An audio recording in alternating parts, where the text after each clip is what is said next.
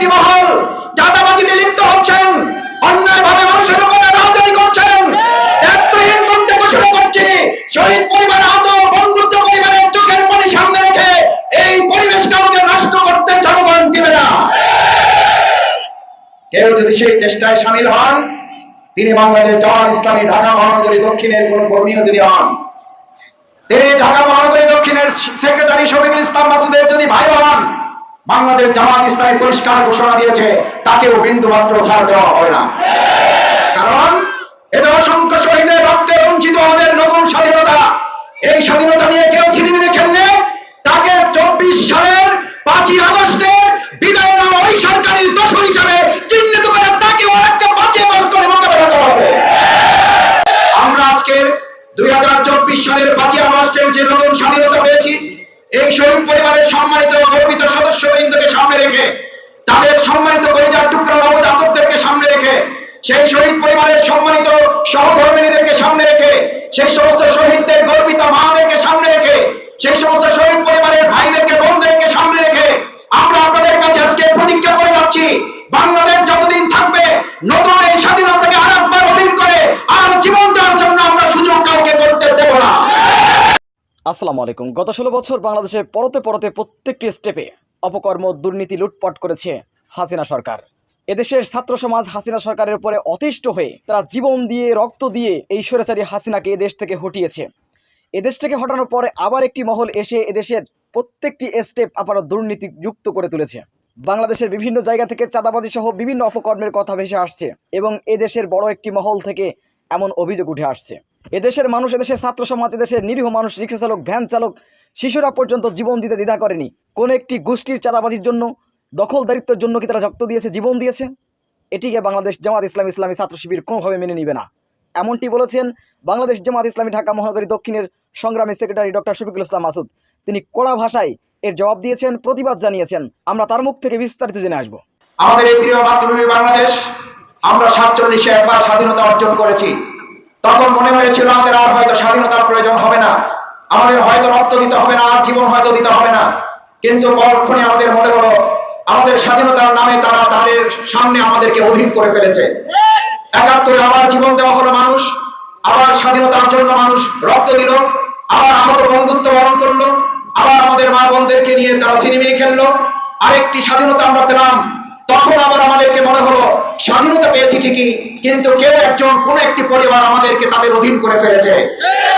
আমরা আজকের 2024 সালের 5ই আগস্টের যে নতুন স্বাধীনতা পেয়েছি, এই শহীদ পরিবারের সম্মানিত গর্বিত সদস্যবৃন্দকে সামনে রেখে, তাদের সম্মানিত কলিজার টুকরা নবজাতকদেরকে সামনে রেখে, সেই শহীদ পরিবারের সম্মানিত সহধর্মিণীদেরকে সামনে রেখে, সেই সমস্ত শহীদদের গর্বিত মাদেরকে সামনে রেখে, সেই সমস্ত শহীদ পরিবারের ভাইদেরকে বোনদেরকে সামনে রেখে আমরা আপনাদের কাছে আজকে প্রতিজ্ঞা করে যাচ্ছি, বাংলাদেশ যতদিন থাকবে নতুন এই স্বাধীনতাকে আরেকবার অধীন করে আর জীবন দেওয়ার জন্য আমরা সুযোগ কাউকে করতে দেব না।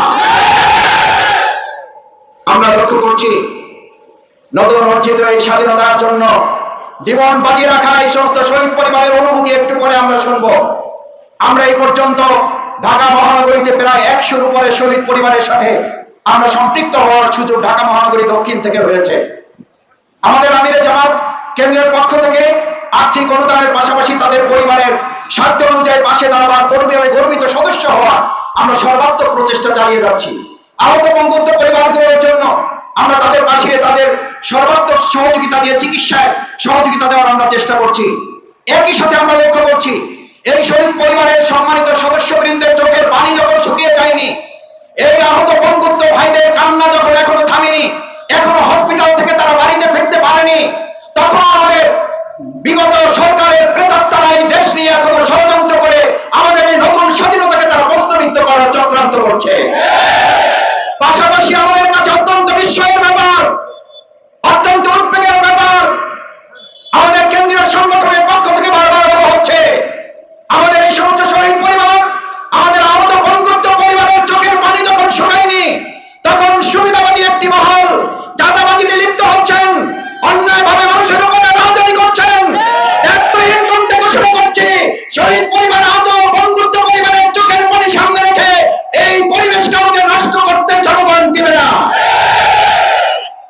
কেউ যদি সেই চেষ্টায় সামিল হন, তিনি বাংলাদেশ জামাত ইসলামী ঢাকা মহানগরী দক্ষিণের কোন কর্মীও যদি হন, তিনি ঢাকা মহানগরী দক্ষিণের সেক্রেটারি শফিকুল ইসলাম মাসুদের যদি ভাই হন, বাংলাদেশ জামাত ইসলামী পরিষ্কার ঘোষণা দিয়েছে তাকেও বিন্দু মাত্র ছাড় দেওয়া হবে না।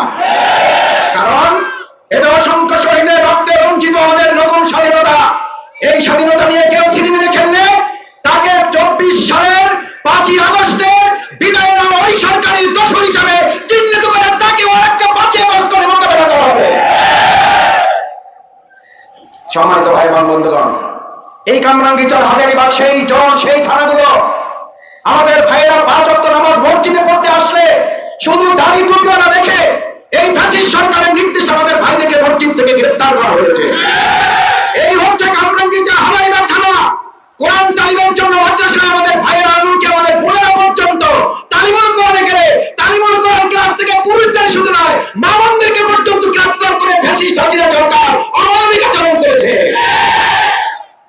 আমি আজকে এই কামরাঙ্গীরচর হাজারীবাগবাসীর কাছে জানতে চাই, কামরাঙ্গীরচর হাজারীবাগবাসী বাংলাদেশ জামাত ইসলামী ছাত্র শিবির যে জুলুম নির্যাতনের শিকার হয়েছে, আপনারা তারা চাক্ষুষ প্রমাণ ছিলেন।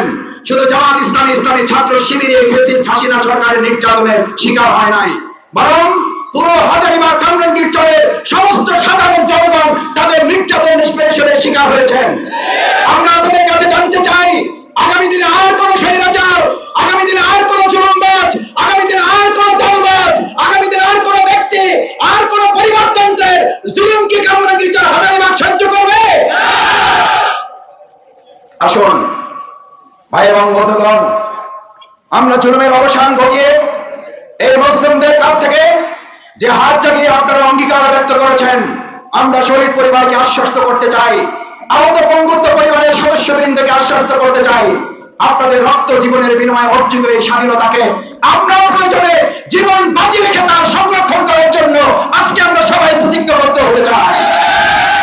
সবাই প্রতিজ্ঞাবদ্ধ হতে চাই, আপনাদের রক্তে রঞ্জিত এই স্বাধীনতাকে আর কাউকে কেড়ে নিতে দেওয়া হবে না।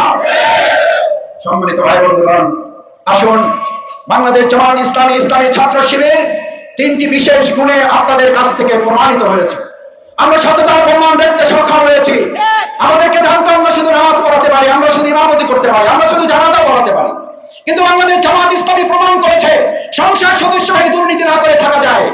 দুর্নীতি রাস্তা করে নিমজ্জিত একটা রাষ্ট্র 1 টাকার দুর্নীতি না করে দুটি মন্ত্রণালয় সফলতার সাথে পরিচালনা করা যায়, তার নাম বাংলাদেশ জামাত ইসলামী।